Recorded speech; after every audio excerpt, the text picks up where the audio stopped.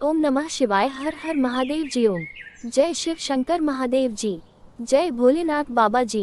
जय शिव शंकर महादेव जी। आपको सादर नमस्कार करते हैं एवं आपका भक्त आपसे विनती करता है कि आप अपना आशीर्वाद बनाए रखना।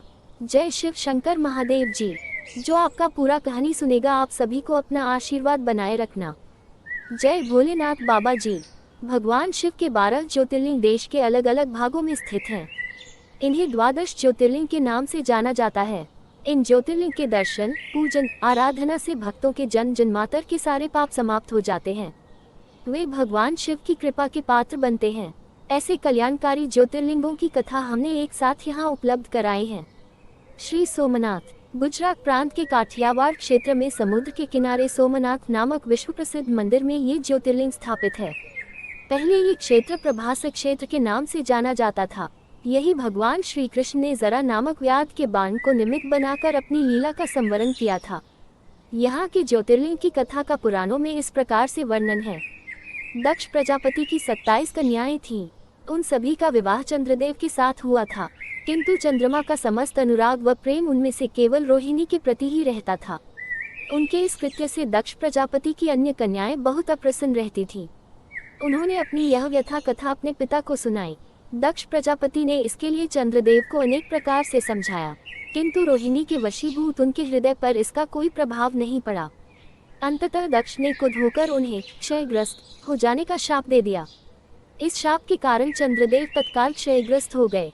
उनके क्षयग्रस्त होते ही पृथ्वी पर सुधा शीतलता वर्षण का उनका सारा कार्य रुक गया। चारों ओर त्राही त्राही मच गई। चंद्रमा भी बहुत दुखी और चिंतित थे। उनकी प्रार्थना सुनकर इंद्रादि देवता तथा वशिष्ठ आदि ऋषिगण उनके उद्धार के लिए पितामह ब्रह्मा जी के पास गए। सारी बातों को सुनकर ब्रह्मा जी ने कहा, चंद्रमा अपने शाप विमोचन के लिए अन्य देवों के साथ पवित्र प्रभास क्षेत्र में जाकर मृत्युंजय भगवान शिव की आराधना करें। उनकी कृपा से अवश्य ही इनका शाप नष्ट हो जाएगा और ये रोगमुक्त हो जाएंगे। उनके कथनानुसार चंद्रदेव ने मृत्युंजय भगवान की आराधना का सारा कार्य पूरा किया। उन्होंने घोर तपस्या करते हुए 10 करोड़ बार मृत्युंजय मंत्र का जप किया।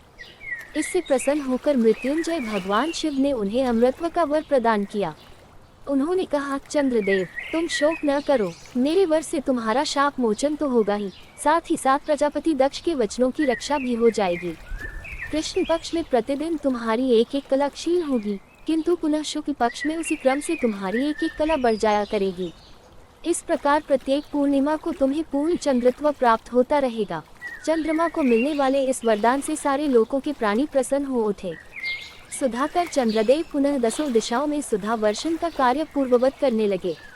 शाप मुक्त होकर चंद्रदेव ने अन्य देवताओं के साथ मिलकर मृत्युंजय भगवान से प्रार्थना की कि आप माता पार्वती जी के साथ सदा के लिए प्राणों के उद्धारार्थ यहाँ निवास करें। भगवान शिव उनकी इस प्रार्थना को स्वीकार करके ज्योतिर्लिंग के रूप में माता पार्वती जी के साथ तभी से यहाँ रहने लगे। पावन प्रभास क्षेत्र में स्थित सोमनाथ ज्योतिर्लिंग की महिमा महाभारत, श्रीमद्भागवत तथा स्कंदपुराणादि में विस्तार से बताई गई है। चंद्रमा का एक नाम से ही है। उन्होंने भगवान शिव को भी अपना नाम स्वामी मानकर यहाँ तपस्या की है। अगर इस ज्योतिर्लिंग को सोमनाथ कहा जाता है, इसके दर्शन, पूजन, आराधना से भक्तों के जन्म जन्मांतर के सारे पाप और दुखों को विनष्ट हो जाते हैं। वे भगवान शिव और माता पार्वती की अक्षय कृपा का पात्र बन जाते हैं। मोक्ष का मार्ग उनके लिए सहज ही सुलभ हो जाता है। उनके लौकिक पारलौकिक सारे कृत्य स्वयं सफल हो जाते हैं।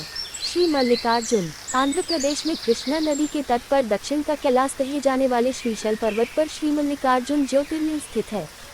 महाभारत, शिव पुराण तथा पद्म पुराण आदि धर्म ग्रंथों में इसकी महिमा और महत्ता का विस्तार से वर्णन किया गया है। पुराणों में इस ज्योतिर्लिंग की कथा इस प्रकार से वर्णन है। एक समय की बात है, भगवान शंकर जी के दोनों पुत्र श्री गणेश और श्री कार्तिकेय स्वामी विवाह के लिए परस्पर झगड़ने लगे। प्रत्येक का आग्रह था कि पहले मेरा विवाह किया जाए। उन्हें लड़ते झगड़ते देखकर भगवान शंकर और माँ भवानी ने कहा, तुम लोगों में से जो पहले पूरी पृथ्वी का चक्कर लगाकर यहाँ वापस लौट आएगा उसी का विवाह पहले किया जाएगा। माता पिता की यह बात सुनकर श्री कार्तिकेय स्वामी तो अपने वाहन मयूर पर विराजित हो तुरंत पृथ्वी प्रदक्षिणा के लिए दौड़ पड़े। लेकिन गणेश जी के लिए तो ये कार्य बड़ा ही कठिन था। एक तो उनकी काया स्थूल थी, दूसरे उनका वाहन भी मूषक चूहा था। भला वे दौड़ में स्वामी कार्तिकेय की बराबरी किस प्रकार कर पाते। लेकिन उनकी काया जितनी स्थूल थी, बुद्धि उसी के अनुपात में सूक्ष्म और तीक्ष्ण थी। उन्होंने अविलंब पृथ्वी की परिक्रमा का एक सुगम उपाय खोज निकाला। सामने बैठे माता पिता का पूजन करने के पश्चात उनकी 7 प्रदक्षिणाएं करके उन्होंने पृथ्वी प्रदक्षिणा का कार्य पूरा कर लिया। उनका ये कार्य शास्त्रानुमोदित था। पितरोश्च पूजन कृत्वा प्रक्रांति च करोति यः तस्य वै पृथ्वीजन्यम फल भवति निश्चितम।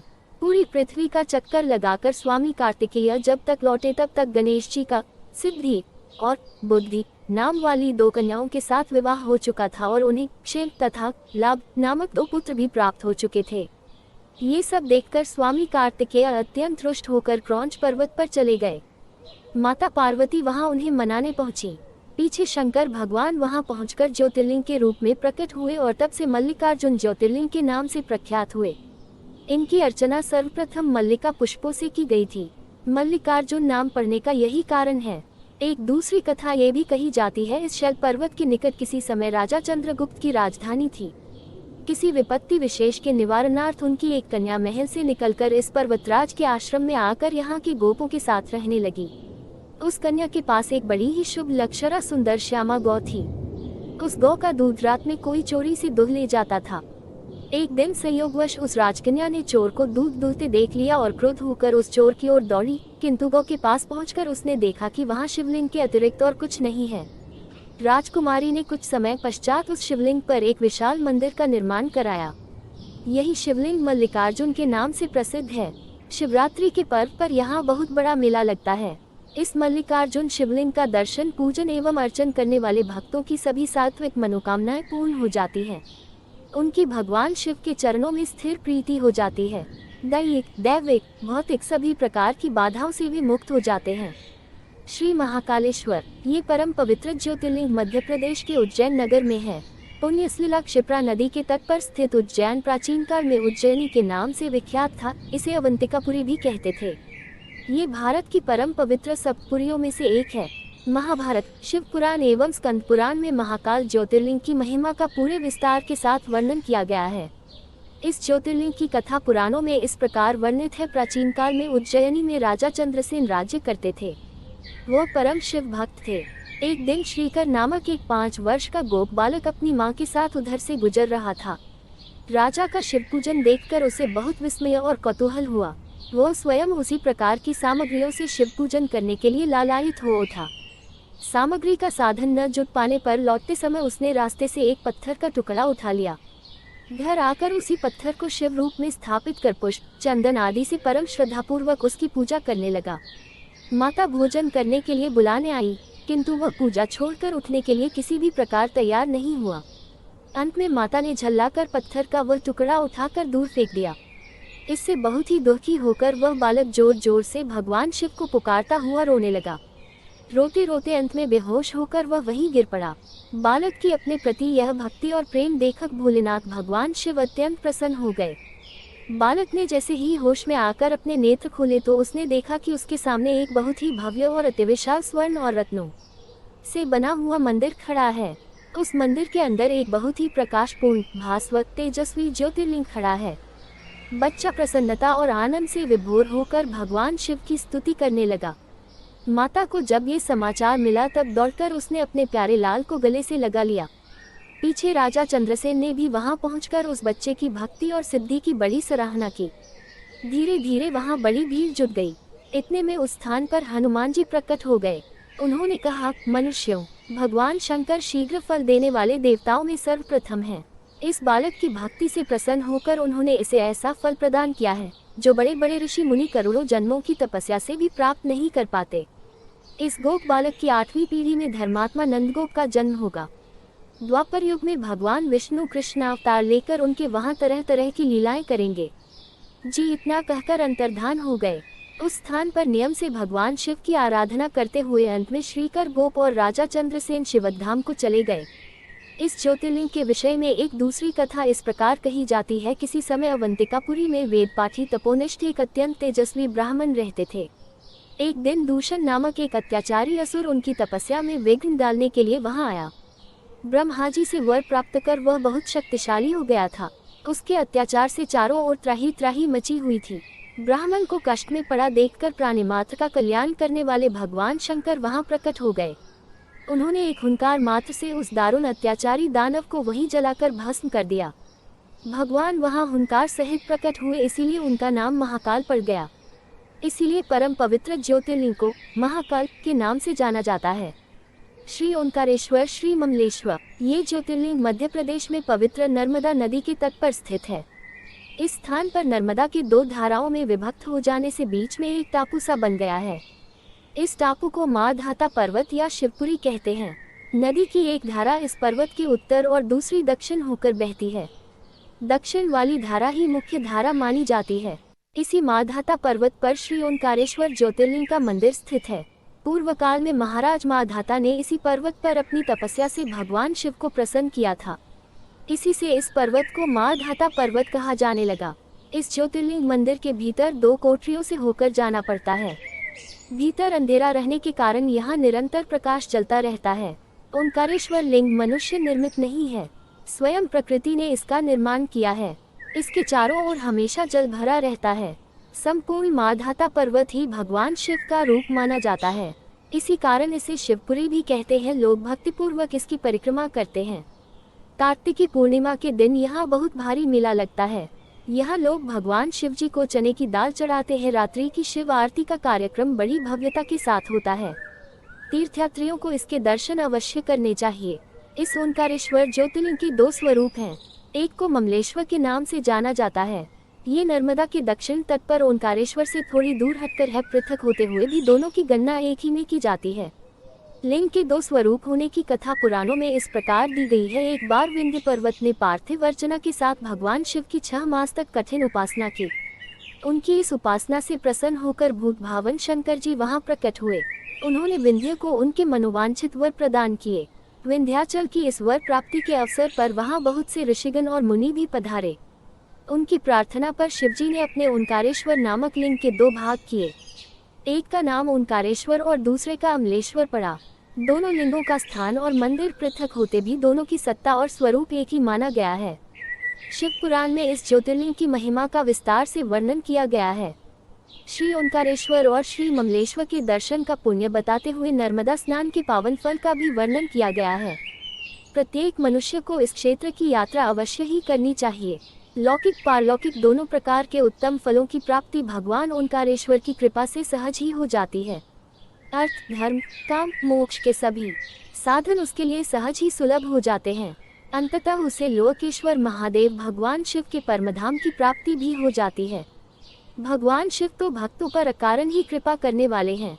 फिर जो लोग यहाँ आकर उनके दर्शन करते हैं, उनके सौभाग्य के विषय में कहना ही क्या है। उनके लिए तो सभी प्रकार के उत्तम पुण्य मार्ग सदा सदा के लिए खुल जाते हैं। श्री केदारनाथ, ये ज्योतिर्लिंग पर्वतराज हिमालय की केदार नामक चोटी पर स्थित है। पुराणों एवं शास्त्रों में श्री केदारेश्वर ज्योतिर्लिंग की महिमा का वर्णन बारंबार किया गया है। यहाँ की प्राकृतिक शोभा देखते ही बनती है। इस चोटी के पश्चिम भाग में पुण्यमती मंदाकिनी नदी के तट पर स्थित केदारेश्वर महादेव का मंदिर अपने स्वरूप से ही हमें धर्म और अध्यात्म की ओर बढ़ने का संदेश देता है। चोटी के पूर्व में अलकनंदा के सुरम्य तट पर बद्रीनाथ का परम प्रसिद्ध मंदिर है। अलकनंदा और मंदाकिनी ये दोनों नदियां नीचे रुद्रप्रयाग में आकर मिल जाती हैं। दोनों नदियों की यह संयुक्त धारा और नीचे देवप्रयाग में आकर भागीरथी गंगा से मिल जाती है। इस प्रकार परम पावन गंगा जी में स्नान करने वालों को भी श्री केदारेश्वर और बद्रीनाथ के चरणों को धोने वाले जल का स्पर्श सुलभ हो जाता है। इस अति पवित्र पुण्यफलदायी ज्योतिर्लिंग की स्थापना के विषय में पुराणों में ये कथा वर्णित है। अनंत रत्नों के जनक, अतिशय पवित्र, तपस्वियों, ऋषियों, सिद्धों, देवताओं की निवास भूमि पर्वतराज हिमालय के केदार नामक अत्यंत शोभाशाली श्रृंग पर महातपस्वी श्रीनर और नारायण ने बहुत वर्षों तक भगवान शिव को प्रसन्न करने के लिए बड़ी कठिन तपस्या की। कई हजार वर्षों तक वे निराहार रहकर एक पैर पर खड़े होकर शिव नाम का जप करते रहे। इस तपस्या से सारे लोकों में उनकी चर्चा होने लगी। देवता, ऋषि, मुनि, यक्ष, गंधर्व सभी उनकी साधना और संयम की प्रशंसा करने लगे। चराचर के पितामह ब्रह्मा जी और सबका पालन पोषण करने वाले भगवान विष्णु भी महातपस्वी नर नारायण के तप की भूरी भूरी प्रशंसा करने लगे। अंत में भगवान शंकर जी भी उनकी उस कठिन साधना से प्रसन्न हो उठे। उन्होंने प्रत्यक्ष प्रकट होकर उन दोनों ऋषियों को दर्शन दिए। नर और नारायण ने भगवान भोलेनाथ के दर्शन से भाव विह्वल और आनंद विभोर होकर बहुत प्रकार की पवित्र स्तुतियों और मंत्रों से उनकी पूजा अर्चना की। भगवान शिवजी ने अत्यंत प्रसन्न होकर उनसे वर मांगने को कहा। भगवान शिव की यह बात सुनकर दोनों ऋषियों ने उनसे कहा, देवाधिदेव महादेव, यदि आप हम पर प्रसन्न हैं तो भक्तों के कल्याण हेतु आप सदा सर्वदा के लिए अपने स्वरूप को यहाँ स्थापित करने की कृपा करें। आपके यहाँ निवास करने से यह स्थान सभी प्रकार से अत्यंत पवित्र हो उठेगा। यहाँ आपका दर्शन पूजन करने वाले मनुष्यों को आपकी अविनाशिनी भक्ति प्राप्त हुआ करेगी। प्रभु, आप मनुष्यों के कल्याण और उनके उद्धार के लिए अपने स्वरूप को यहाँ स्थापित करने की हमारी प्रार्थना अवश्य ही स्वीकार करें। उनकी प्रार्थना सुनकर भगवान शिव ने ज्योतिर्लिंग के रूप में वहाँ वास करना स्वीकार किया। केदार नामक हिमालय श्रृंग पर स्थित होने के कारण इस ज्योतिर्लिंग को श्री केदारेश्वर ज्योतिर्लिंग के रूप में जाना जाता है। भगवान शिव से वर मांगते हुए नर और नारायण ने इस ज्योतिर्लिंग और इस पवित्र स्थान के विषय में जो कुछ कहा है वह अक्षरशः सत्य है। इस ज्योतिर्लिंग के दर्शन पूजन तथा यहाँ स्नान करने से भक्तों को लौकिक फलों की प्राप्ति होने के साथ साथ अचल शिव भक्ति तथा मोक्ष की प्राप्ति भी हो जाती है। श्री भीमेश्वर, ये ज्योतिर्लिंग पुणे से लगभग 100 किलोमीटर दूर सह्याद्री की पहाड़ी पर स्थित है। इसे भीमाशंकर भी कहते हैं। इस ज्योतिर्लिंग की स्थापना के विषय में शिव पुराण में ये कथा वर्णित है। प्राचीन काल में भीम नामक एक महाप्रतापी राक्षस था। वह कामरूप प्रदेश में अपनी माँ के साथ रहता था। वह महाबली राक्षस राज रावण के छोटे भाई कुंभकर्ण का पुत्र था, लेकिन उसने अपने पिता को कभी देखा न था। उसके होश संभालने के पूर्व ही भगवान राम के द्वारा कुंभकर्ण का वध कर दिया गया था। जब वह युवावस्था को प्राप्त हुआ तब उसकी माता ने उससे सारी बातें बताईं। भगवान विष्णु के अवतार श्री रामचंद्र जी द्वारा अपने पिता के वध की बात सुनकर वह महाबली राक्षस अत्यंत संतप्त और क्रुद्ध हो उठा। अब वह निरंतर भगवान श्री हरि के वध का उपाय सोचने लगा। उसने अपने अभीष्ट की प्राप्ति के लिए 1000 वर्ष तक कठिन तपस्या की। उसकी तपस्या से प्रसन्न होकर ब्रह्मा जी ने उसे लोक विजयी होने का वर दे दिया। अब तो वह राक्षस ब्रह्मा जी के उस वर के प्रभाव से सारे प्राणियों को पीड़ित करने लगा। उसने देवलोक पर आक्रमण करके इंद्र आदि सारे देवताओं को वहां से बाहर निकाल दिया। पूरे देवलोक पर अब भीम का अधिकार हो गया। इसके बाद उसने भगवान श्रीहरि को भी युद्ध में परास्त किया। श्रीहरि को पराजित करने के पश्चात उसने कामरूप के परम शिव भक्त राजा सुदक्षिण पर आक्रमण करके उन्हें मंत्रियों अनुचरों सहित बंदी बना लिया। इस प्रकार धीरे धीरे उसने सारे लोकों पर अपना अधिकार जमा लिया। उसके अत्याचार से वेदों, पुराणों, शास्त्रों और स्मृतियों का सर्वत्र एकदम लोप हो गया। वह किसी को कोई भी धार्मिक कृत्य नहीं करने देता था। इस प्रकार यज्ञ, दान, तप, स्वाध्याय आदि के सारे काम एकदम रुक गए। भीम के अत्याचार की भीषणता से घबराकर ऋषि मुनि और देवगण भगवान शिव की शरण में गए और उनसे अपना तथा अन्य सारे प्राणियों का दुख कहा। उनकी यह प्रार्थना सुनकर भगवान शिव ने कहा, मैं शीघ्र ही उस अत्याचारी राक्षस का संहार करूंगा। उसने मेरे प्रिय भक्त कामरूप नरेश सुदक्षिण को भी सेवकों सहित बंदी बना लिया है। वह अत्याचारी असुर अब और अधिक जीवित रहने का अधिकारी नहीं रह गया। भगवान शिव से यह आश्वासन पाकर ऋषि मुनि और देवगण अपने अपने स्थान को वापस लौट गए। इधर राक्षस भीम के बंदी गृह में पड़े हुए राजा सुदक्षिण ने भगवान शिव का ध्यान किया। वे अपने सामने पार्थिव शिवलिंग रखकर अर्चना कर रहे थे। उन्हें ऐसा करते देख क्रोधोन्मत्त होकर राक्षस भीम ने अपनी तलवार से उस पार्थिव शिवलिंग पर प्रहार किया, किंतु उसकी तलवार का स्पर्श उस लिंग से हो भी नहीं पाया कि उसके भीतर से साक्षात शंकर जी वहां प्रकट हो गए। उन्होंने अपनी हुकार मात्र से उस राक्षस को वहीं जलाकर भस्म कर दिया। भगवान शिवजी का यह अद्भुत कृत्य देखकर सारे ऋषि मुनि और देवगण वहां एक होकर उनकी स्तुति करने लगे। उन लोगों ने भगवान शिव से प्रार्थना की कि महादेव, आप लोक कल्याणार्थ अब सदा के लिए यही निवास करें। यह क्षेत्र शास्त्रों में अपवित्र बताया गया है। आपके निवास से यह परम पवित्र पुण्य क्षेत्र बन जाएगा। भगवान शिव ने सबकी यह प्रार्थना स्वीकार कर ली। वहाँ वह ज्योतिर्लिंग के रूप में सदा के लिए निवास करने लगे।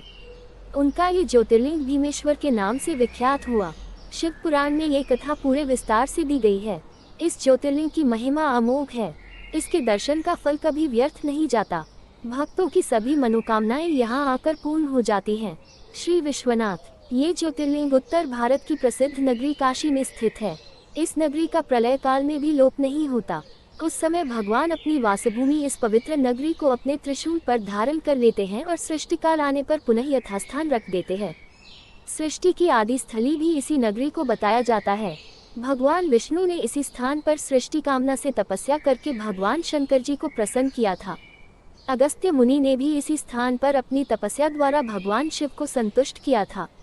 इस पवित्र नगरी की महिमा ऐसी है कि यहाँ जो भी प्राणी अपने प्राण त्याग करता है उसे मोक्ष की प्राप्ति होती है। भगवान शंकर उसके कान में तारक मंत्र का उपदेश करते हैं। इस मंत्र के प्रभाव से पापी प्राणी भी सहज ही भवसागर की बाधाओं से पार हो जाते हैं। विषयासक्त चित्पी त्यक्त धर्मरतिर नरः एक क्षेत्रे मृतः सोपि संसारे न पुनर्भवेत्। अर्थात विषयों में आसक्त अधर्मी व्यक्ति भी यदि इस काशी क्षेत्र में मृत्यु को प्राप्त हो तो उसे भी पुनः संसार बंधन में नहीं आना पड़ता। मत्स्य पुराण में इस नगरी का महत्व बताते हुए कहा गया है, जप ध्यान और ज्ञान रहित तथा दुखों से पीड़ित मनुष्यों के लिए काशी ही एकमात्र परमगति है। श्री विश्वनाथ के आनंद कानन में दशाश्वमेध, लोलाक, बिंदु, माधव, केशव और मणिकर्णिका ये 5 प्रश्न तीर्थ हैं।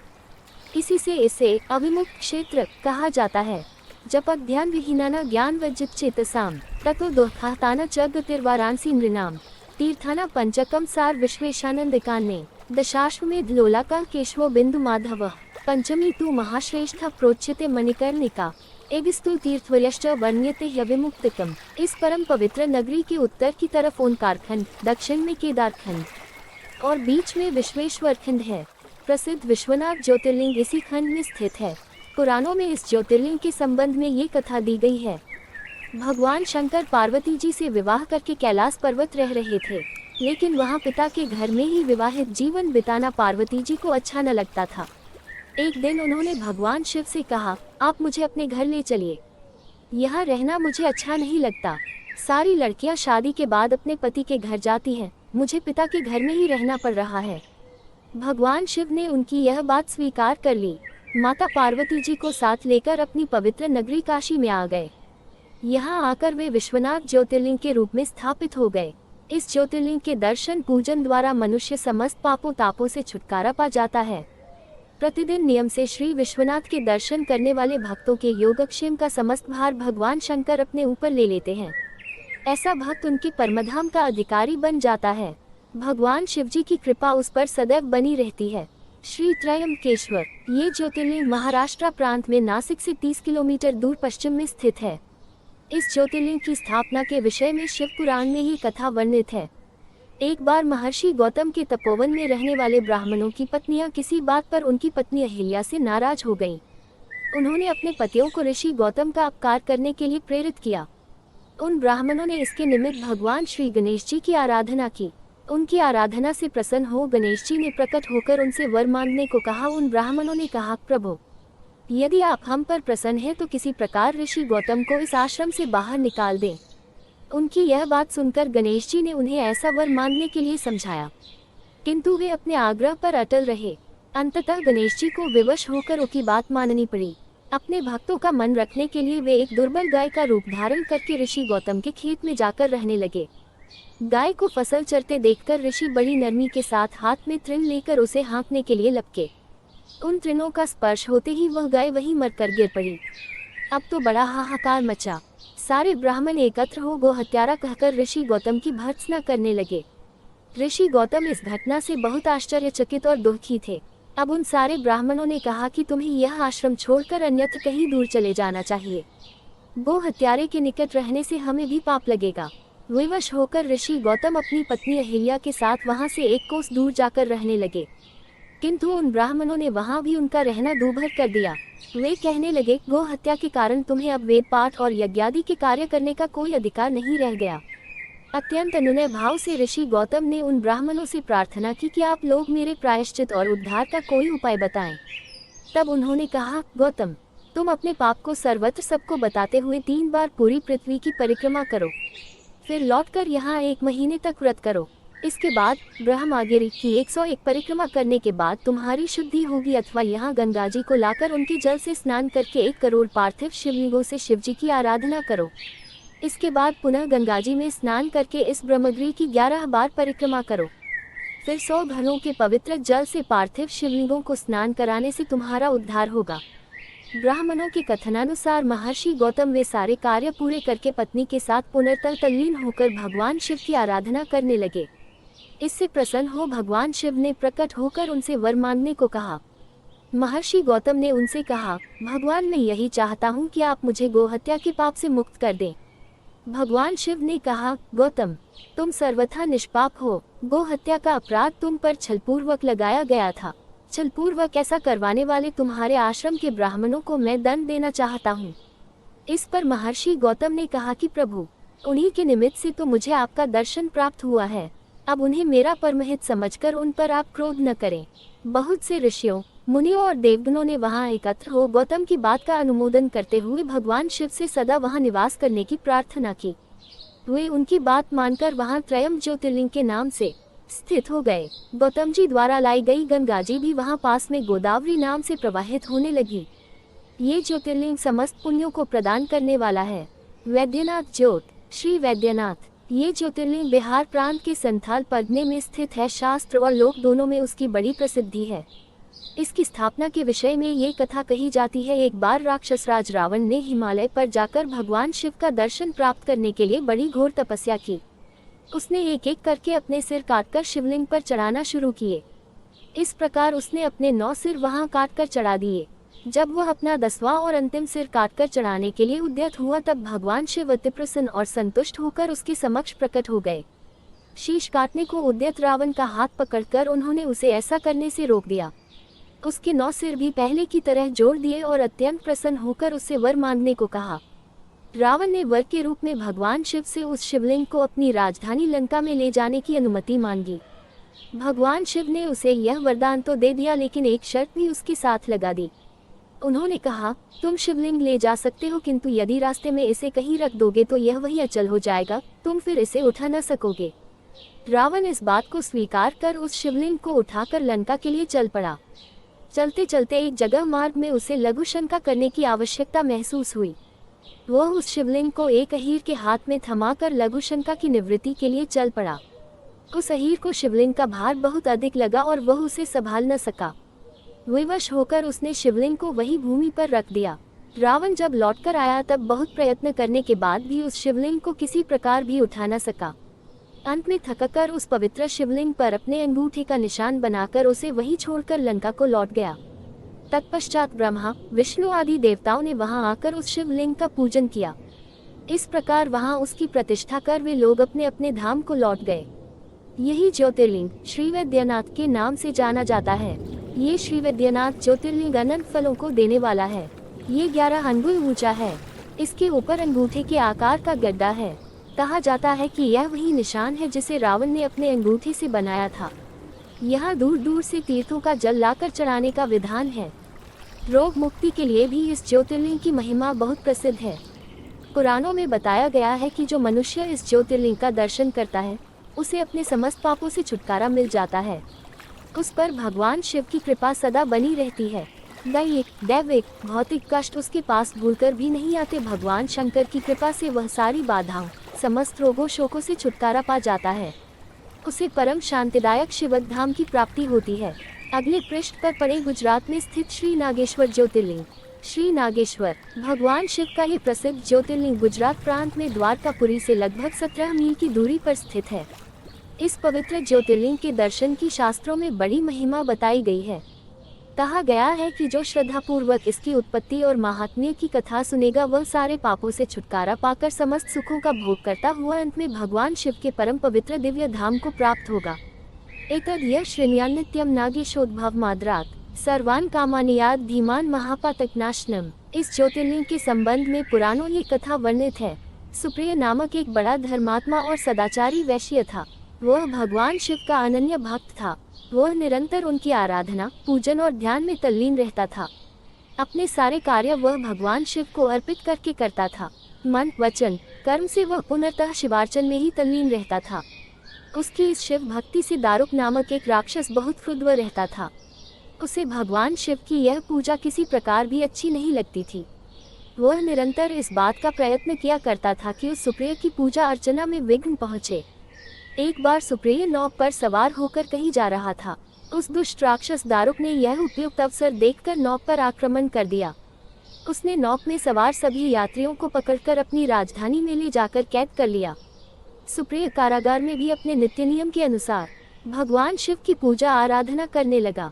अन्य बंदी यात्रियों को भी वह शिव भक्ति की प्रेरणा देने लगा। दारुक ने जब अपने सेवकों से सुप्रिया के विषय में ये समाचार सुना तब वह अत्यंत क्रुद्ध होकर उस कारागार में आ पहुंचा। सुप्रिया उस समय भगवान शिव के चरणों में ध्यान लगाए हुए दोनों आंखें बंद किए बैठा था। उस राक्षस ने उसकी यह मुद्रा देखकर अत्यंत भीषण स्वर में उसे डांटते हुए कहा, अरे दुष्ट वैश्य, तू आंखें बंद कर इस समय यहाँ कौन से उपद्रव और षड्यंत्र करने की बातें सोच रहा है। उसके लिए कहने पर भी धर्मात्मा शिव भक्त सुप्रिया की समाधि भंग नहीं हुई। अब तो वह दारुक राक्षस क्रोध से एकदम पागल हो उठा। उसने तत्काल अपने अनुचरों को सुप्रिया तथा अन्य सभी बंदियों को मार डालने का आदेश दे दिया। सुप्रिया उसके इस आदेश से जरा भी विचलित और भयभीत नहीं हुआ। वह एकाग्र मन से अपनी और अन्य बंदियों की मुक्ति के लिए भगवान शिव से प्रार्थना करने लगा। उसे यह पूर्ण विश्वास था कि मेरे आराध्य भगवान शिव जी इस विपत्ति से मुझे अवश्य ही छुटकारा दिलाएंगे। उसकी प्रार्थना सुनकर भगवान शंकर जी तत्क्षण उस कारागार में एक ऊंचे स्थान में एक चमकते हुए सिंहासन पर स्थित होकर ज्योतिर्लिंग के रूप में प्रकट हो गए। उन्होंने इस प्रकार सुप्रिया को दर्शन देकर उसे अपना पाशुपत अस्त्र भी प्रदान किया। इस अस्त्र से राक्षस दारुक तथा उसके सहायक का वध करके सुप्रिया शिवधाम को चला गया। भगवान शिव के आदेशानुसार ही इस ज्योतिर्लिंग का नाम नागेश्वर पड़ा। अगले पृष्ठ पर पड़े प्रभु श्री रामचंद्र द्वारा स्थापित श्री रामेश्वर ज्योतिर्लिंग। श्री रामेश्वर, इस ज्योतिर्लिंग की स्थापना मर्यादा पुरुषोत्तम भगवान श्री रामचंद्र जी ने की थी। स्कंद पुराण में इसकी महिमा विस्तार से वर्णित है। इसके विषय में ये कथा कही जाती है, जब भगवान श्री रामचंद्र जी लंका पर चढ़ाई करने के लिए जा रहे थे तब इसी स्थान पर उन्होंने समुद्र की बालू से शिवलिंग बनाकर उसका पूजन किया था। ऐसा भी कहा जाता है कि इस स्थान पर ठहर कर भगवान राम जल पी रहे थे कि आकाशवाणी हुई कि मेरी पूजा किए बिना ही जल पीते हो। इस वाणी को सुनकर भगवान श्री राम ने बालू से शिवलिंग बनाकर उसकी पूजा की तथा भगवान शिव से रावण पर विजय प्राप्त करने का वर मांगा। उन्होंने प्रसन्नता के साथ यह वर भगवान श्री राम को दे दिया। भगवान शिव ने लोक कल्याणार्थ ज्योतिर्लिंग के रूप में वहां निवास करने की सबकी प्रार्थना भी स्वीकार कर ली। तभी से यह ज्योतिर्लिंग यहाँ विराजमान है। इस ज्योतिर्लिंग के विषय में एक दूसरी कथा इस प्रकार कही जाती है, जब भगवान श्री राम रावण का वध करके लौट रहे थे तब उन्होंने अपना पहला पड़ाव समुद्र के उस पार गंधमादन पर्वत पर डाला था। वहाँ बहुत से ऋषि और मुनिगण भगवान श्री राम दर्शन के लिए उनके पास आए। उन सभी का आदर सत्कार करते हुए भगवान राम ने उनसे कहा कि पुलस्त्य के वंशज रावण का धव करने के कारण मुझ पर ब्रह्महत्या का पाप लग गया है। आप लोग मुझे इससे निवृत्ति का कोई उपाय बताए।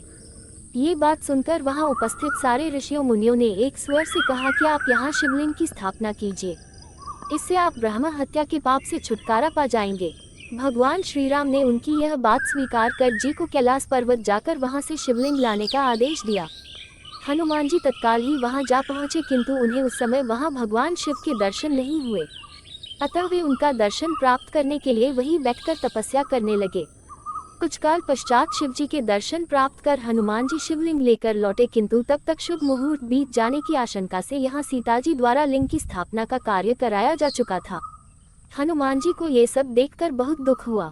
उन्होंने अपनी व्यथा भगवान श्री राम से कह सुनाई। भगवान ने पहले ही लिंग स्थापित किए जाने का कारण हनुमान जी को बताते हुए कहा कि यदि तुम चाहो तो इस लिंग को यहाँ से उखाड़कर हटा दो। हनुमान जी अत्यंत प्रसन्न होकर उस लिंग को उखाड़ने लगे, किंतु बहुत प्रयत्न करने पर भी वह टस से मस नहीं हुआ। अंत में उन्होंने उस शिवलिंग को अपनी पूंछ में लपेटकर उखाड़ने का प्रयत्न किया, फिर भी वह ज्यों का त्यों अडिग बना रहा। उल्टे हनुमान जी ही धक्का खाकर एक कोस दूर मूर्छित होकर जा गिरे। उनके शरीर से रक्त बहने लगा। ये देखकर सभी लोग अत्यंत व्याकुल हो उठे। माता सीता जी पुत्र से भी प्यारे अपने हनुमान के शरीर पर हाथ फेरती हुई विलाप करने लगी। मूर्छा दूर होने पर हनुमान जी ने भगवान श्री राम को परम ब्रह्म के रूप में सामने देखा। भगवान ने उन्हें शंकर जी की महिमा बताकर उनका प्रबोध किया। हनुमान जी द्वारा लाए गए लिंग की स्थापना भी वही पास में करा दी। अगले पृष्ठ पर पड़े महाराष्ट्र के वेरूट गांव में स्थित श्री घुश्मेश्वर ज्योतिर्लिंग। श्री घुश्मेश्वर द्वादश ज्योतिर्लिंगों में यह अंतिम ज्योतिर्लिंग है। इसे घुश्मेश्वर, घुसृणेश्वर या घृष्णेश्वर भी कहा जाता है। यह महाराष्ट्र प्रदेश में दौलताबाद से 12 मील दूर वेरूट गांव के पास स्थित है। इस ज्योतिर्लिंग के विषय में पुराणों में ये कथा वर्णित है। दक्षिण देश में देवगिरि पर्वत के निकट सुधर्मा नामक एक अत्यंत तेजस्वी तपोनिष्ठ ब्राह्मण रहता था। उसकी पत्नी का नाम सुदेहा था। दोनों में परस्पर बहुत प्रेम था। किसी प्रकार का कोई कष्ट उन्हें नहीं था, लेकिन उन्हें कोई संतान नहीं थी।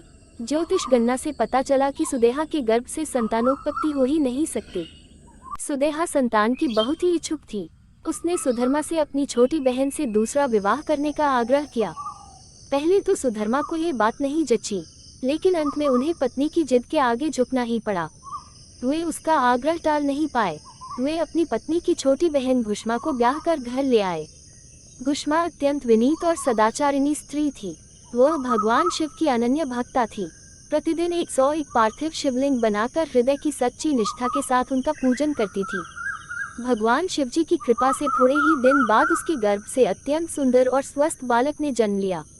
बच्चे के जन्म से सुदेहा और घुष्मा दोनों के ही आनंद का पार न रहा। दोनों के दिन बड़े आराम से बीत रहे थे, लेकिन न जाने कैसे थोड़े ही दिनों बाद सुदेहा के मन में एक कुविचार ने जन्म ले लिया। वह सोचने लगी, मेरा तो इस घर में कुछ है नहीं, सब कुछ घुष्मा का है। अब तक सुधर्मा के मन का कुविचार रूपी अंकुर एक विशाल वृक्ष का रूप ले चुका था। अंततः एक दिन उसने घुष्मा के युवा पुत्र को रात में सोते समय मार डाला। उसके शव को ले जाकर उसने उसी तालाब में फेंक दिया जिसमें घुष्मा प्रतिदिन पार्थिव शिवलिंगों को फेंका करती थी।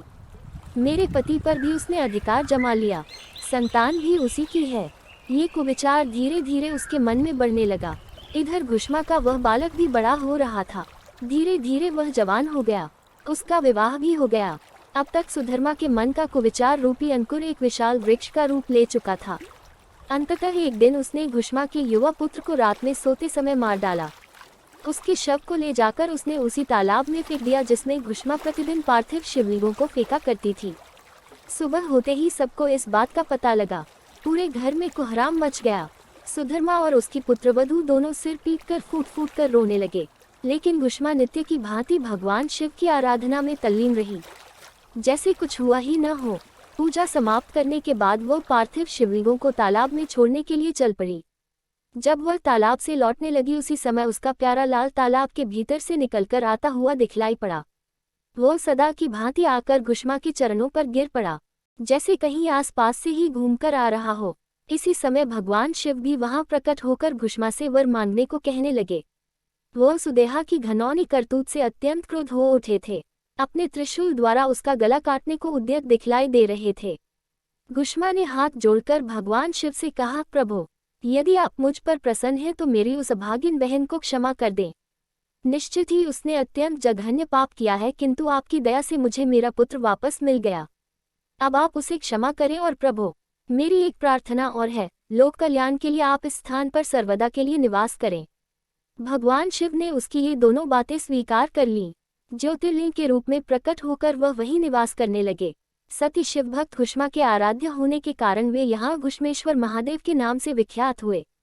घुष्मेश्वर ज्योतिर्लिंग की महिमा पुराणों में बहुत विस्तार से वर्णित की गई है। इनका दर्शन लोक परलोक दोनों के लिए अमोघ फलदायी है। ओम नमः शिवाय। ओम नमः शिवाय। हर हर महादेव जी। आपको सादर अभिवादन स्वीकार करना। मैं आपका भक्त जय शिव शंकर।